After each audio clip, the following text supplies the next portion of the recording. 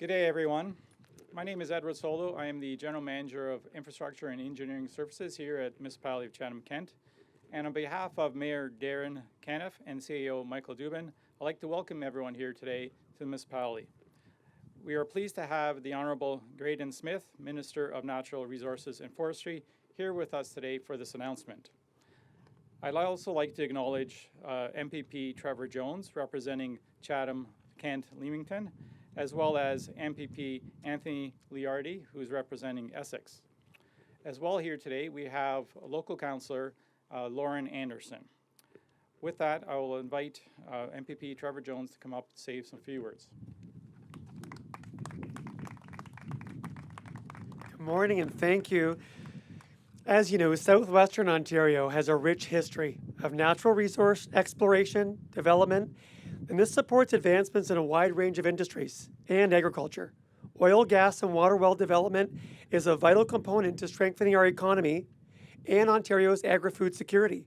But the legacies of this exploration and development remain, with many dormant wells still in our lands from over 100 years of exploration and even fewer years of permitting and precise mapping practices in place. Our government today and has been supporting our municipalities and landowners to ensure that wells that are not currently in use are safely decommissioned to ensure that these lands can remain safe and productive for a variety of uses.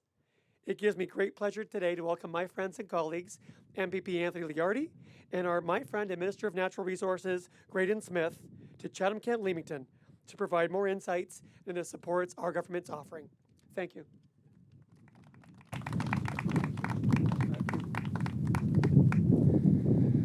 Well, good afternoon, everyone. It's great to be with you this afternoon. Great to be with all our honored guests. So pleased to be here in Blenheim, having an opportunity to make this announcement today.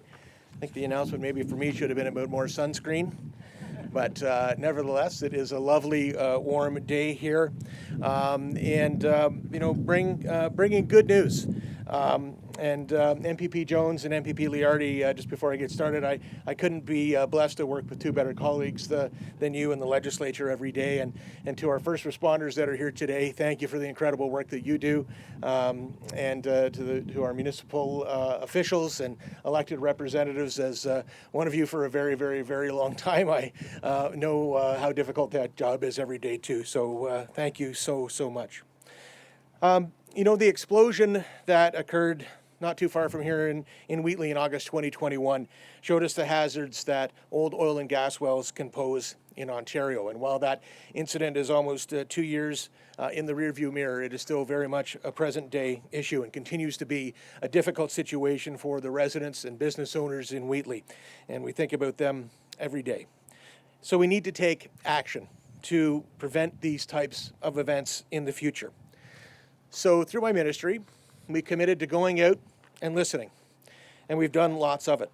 We're listening to residents here in Chatham-Kent, to municipal leaders, emergency personnel, and experts in the field. We've heard a lot. We've heard about the need for more education and awareness for the public around the risks of old oil and gas wells. We're hearing about the need to better identify existing wells and for reliable data about those wells. We're hearing about the importance of decommissioning high-risk wells and the imperative to provide municipalities with better tools and supports to respond to oil and gas emergencies. They are key priorities that have been shared with us. Many stakeholders also expressed that they'd like to see better collaboration between all levels of government addressing the risk of old oil and gas wells. Today, I'm proud to say we're taking action on that feedback. I'm pleased to announce today that we're developing a plan to address old oil and gas wells in the province with $26 million in funding. And a portion of this funding will be dedicated to helping municipalities facing complex challenges. As part of this investment, $23.6 million will be used to support the development of a province-wide action plan that will help municipalities address the risks and challenges of oil and gas wells in their community, invest in plugging old oil and gas wells, and conduct science and research. To take immediate action, the government's investing $7.5 million over 3 years to directly support municipalities in their efforts to reduce risks and enhance emergency preparedness within their communities. And in the coming weeks, eligible municipalities will be able to apply for funding for specific projects and activities within their communities aimed at keeping their communities safe. This money will be able to be spent on activities such as monitoring and education about abandoned oil and gas wells. And I'm pleased to share the following municipalities will be eligible: the County of Essex, Chatham-Kent, Elgin County, Norfolk, the Regional Municipality of Niagara, Haldimand County, Oxford County, Lambton County, and Brant County. The plan also includes investment to double the existing Abandoned Works program, bringing the total funding to $6 million to support plugging of old oil and gas wells. And in addition, $2.5 million will go directly to Chatham-Kent to help with ongoing emergency management and monitoring costs associated with the 2021 Wheatley explosion. Folks, today marks a historic first step in the development of a comprehensive action plan to tackle the very complex challenges related to the legacy of Ontario's petroleum industry and the use of petroleum resources in our communities. This plan is in the early stages and will be an ongoing process with both short and long-term deliverables and several opportunities for input. But the action plan will focus on three main principles: increasing understanding of the risks municipalities and landowners face, taking action to mitigate and reduce those risks, and implementing measures that are focused on keeping communities safe while enhancing emergency preparedness. We've already made progress on that first principle by initiating studies to better understand and identify where challenging wells are located and determining how other jurisdictions are managing similar challenges.